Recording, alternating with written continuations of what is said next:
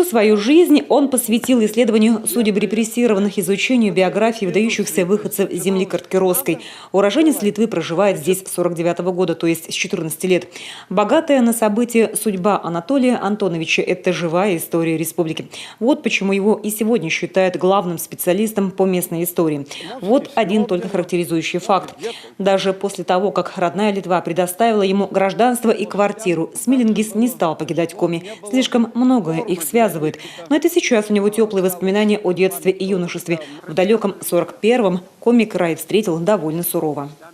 Вот эти места в 41-м году, примерно в конце июля или начале августа, доставили нашу семью. Меня, мать Брониславу и сестренку Ирину, Риту. Так? Вот.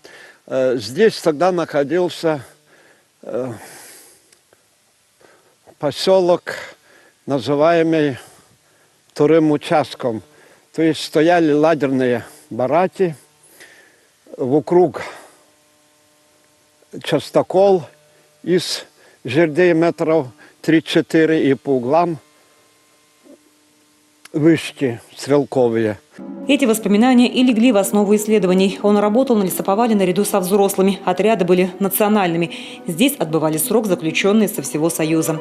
Спецлагеря НКВД дислоцировались вдоль реки Локчим. Центром был Аджиром. Поселок уже 80 лет, словно пытается забыть тот лагерный ужас. Здесь 1500 работников в 6 зданиях.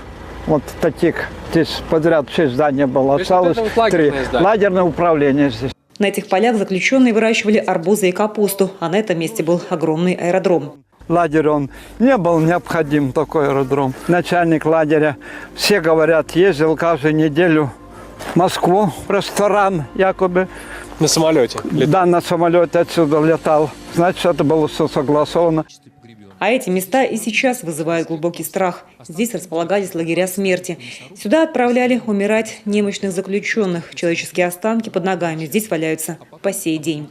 Каждый год песок, ветер, дожди вымывают человеческие останки, кости. Вот видите, здесь людские кости.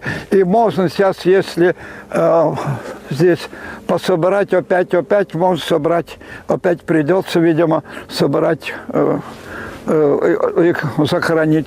В Карткеросе по его инициативе открыто 3 краеведческих музея. Там собраны экспонаты со всех походов, куда историк ходил со школьниками. Сегодня эти материалы на вес золота. В каждом из них уникальный рассказ, воспоминания о жизни в сталинских лагерях. Есть и запрещенные в Советском Союзе учебники, которые были изъяты из библиотек.